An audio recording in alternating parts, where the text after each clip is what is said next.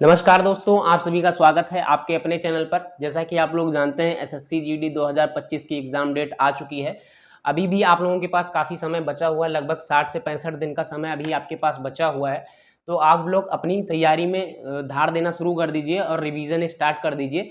जिन लोगों का syllabus complete हो गया है वो लोग रिवीजन स्टार्ट कर दें, जिनका सिलेबस नहीं कंप्लीट हुआ है वो लोग अपना सिलेबस जल्दी से जल्दी कंप्लीट कर दें।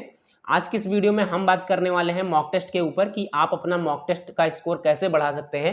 देखिए, जो स्ट्रेटजी मैंने फॉलो किया था, जैसे मैंने एग्जाम क्वालिफाई किया है वही तरीका मैं आपको बताऊंगा। पूरा अपना तरीका जो मैंने अपनी स्ट्रेटजी खुद पर फॉलो की है वही तरीका मैं आपको बताऊंगा, और अगर आप लोग उस तरीके के साथ चलेंगे तो 100% आप लोग मॉक टेस्ट में स्कोर यहाँ से यहाँ कर लेंगे, इसकी मैं गारंटी लेता हूँ। और आप लोग एग्जाम भी क्वालिफाई कर लेंगे, कोई बहुत बड़ी बात नहीं है।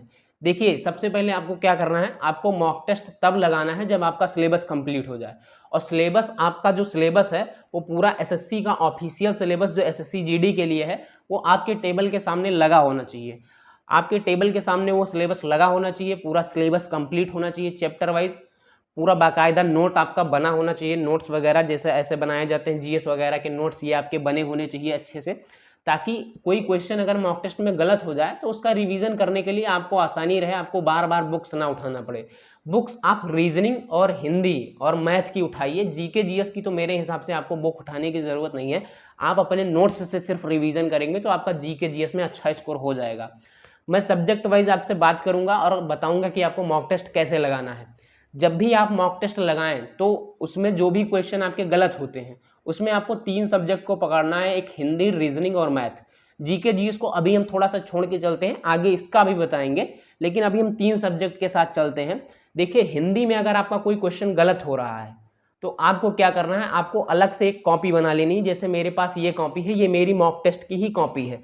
आप लोगों को मैं यहाँ पर दिखा दूँ कि इसमें मेरे थोड़े से नोट्स बने हैं, बाकी मैंने मॉक टेस्ट का इसमें पूरा एनालिसिस किया है, आप लोग यहाँ पर देख सकते हैं। यहाँ पर लिखा हुआ है UP police and SSC GD mock test analysis.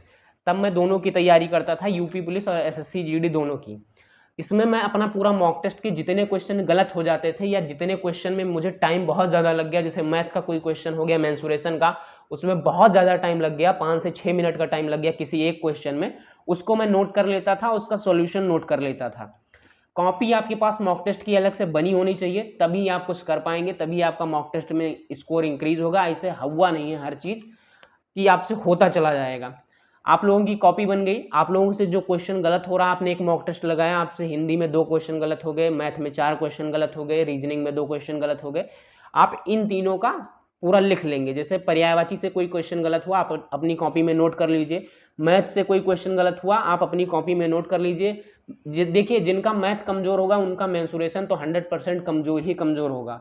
तो आपको मेंसुरेशन में फॉर्मूले जरूर याद करने हैं। फार्मूला भी आप लिख के अपने सामने चिपका सकते हैं, वरना एक कॉपी में लिख लीजिए, डेली उसको 10-15 मिनट का टाइम दीजिए और रिवीजन करिए। मेंसुरेशन से 1 से 2 सवाल, 2 से 3 सवाल बन जाते हैं, तो उनको छोड़कर नहीं चलना है। अगर आपको यूपी, बिहार, राजस्थान से अगर आप होकर सिलेक्शन लेना चाहते हैं तो आपको कुछ भी इसमें 3 सब्जेक्ट में तो बिल्कुल कुछ भी छोड़कर नहीं चलना है। अब आपने पूरा क्वेश्चन नोट कर लिया अपनी कॉपी में। देखिए, हिंदी, रीजनिंग, मैथ, इन 3 सब्जेक्ट के क्वेश्चन जो भी गलत हुए हैं, जो जो ज़्यादा टाइम ले रहे हैं, उनको आप पूरा नोट कर लीजिए। नोट करने के बाद जब भी आपको तीसरे चौथे दिन टाइम मिले तो उनको थोड़ा सा ऐसा रिवीजन कर लीजिए। मैथ का जो हो उसको प्रैक्टिस कर लीजिए, एक बार वही सवाल देख देख कर प्रैक्टिस कर लीजिए, कोई दिक्कत नहीं है।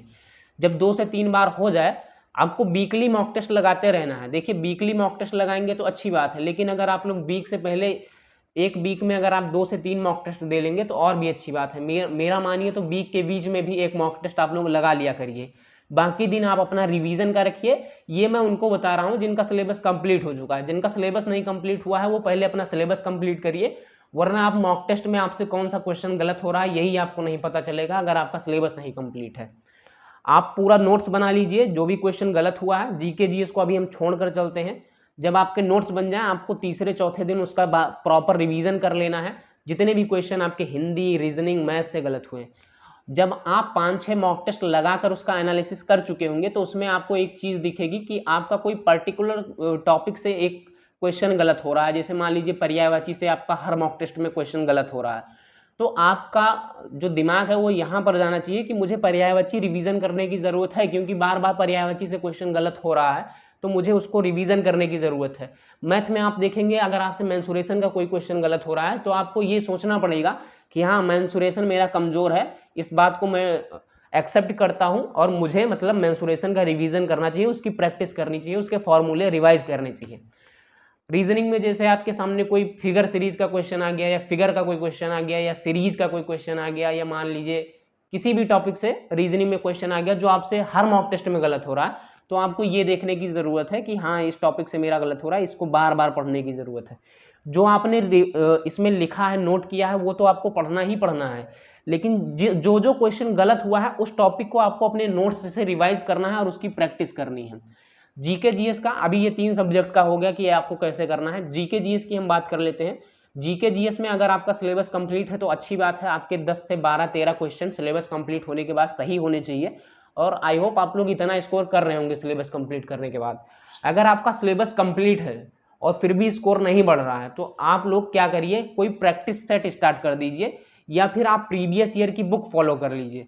देखिए मैं 2 में से एक चीज़ बता रहा हूँ, आप या तो कोई प्रीवियस ईयर की बुक उठा लीजिए, उसको सॉल्व करिए, क्वेश्चन अटेम्प्ट करिए, या फिर कोई प्रैक्टिस सेट स्टार्ट कर दीजिए, उसका शॉर्ट नोट्स बनाइए। और आपको पूरे नोट्स पढ़ने की ज़रूरत नहीं है जो आपने सब्जेक्ट वाइज पढ़ा मतलब बनाया है नोट्स।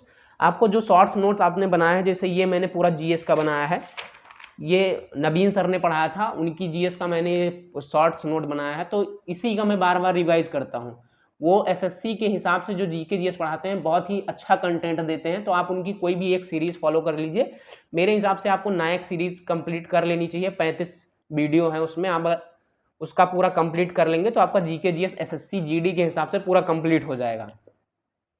तो आप लोग शॉर्ट्स जो नोट है शॉर्ट्स के हिसाब से उसमें शॉर्ट नोट आप रिवीजन करेंगे तो जीके जीएस में भी आपका अच्छा स्कोर हो जाएगा। तो पूरा आपको क्या करना है, जब आपका ऐसे आप लोग करेंगे ना कि आप लोग ये जो नोट किए हैं क्वेश्चन, इसका वीकली में रिवीजन कर लेंगे 2 से 3 बार, जो टॉपिक आपसे गलत हुआ उसका बार बार रिवीजन कर लेंगे, तो आपका ऑटोमेटिक स्कोर यहाँ से ऑटोमेटिक बढ़ना स्टार्ट हो जाएगा। क्योंकि जब तक आप अपनी गलतियों पर काम नहीं करेंगे तो आपका बार बार क्वेश्चन गलत ही होता रहेगा। इसीलिए मैं बता रहा हूँ, इसमें जो मैंने आपको इस वीडियो में बताया उसमें टोटल मैंने आपकी गलतियाँ गिनाई हैं कि आप लोग मॉक टेस्ट देने के बाद क्या करते हैं, जैसे कम नंबर आया आप मॉक टेस्ट वहीं पर बंद कर देते हैं, उसका एनालिसिस नहीं करते हैं। अगर आपका 100 नंबर 110 नंबर के आसपास आ रहा है तो आप लोग एनालिसिस करिए कि कौन सा क्वेश्चन मुझसे गलत हो रहा है हर मॉक टेस्ट में। आप लोग उसको पकड़ेंगे, उस पर काम करेंगे, उसको बार बार रिवाइज करेंगे तो 100% आपका स्कोर यहाँ से यहाँ आ जाएगा, इसकी मैं गारंटी लेता हूँ। तो आई होप आपको वीडियो पसंद आया होगा। वीडियो अगर पसंद आया हो तो वीडियो को लाइक कर दीजिएगा, चैनल को सब्सक्राइब कर दीजिए। मिलता हूँ आपको नेक्स्ट वीडियो में। धन्यवाद।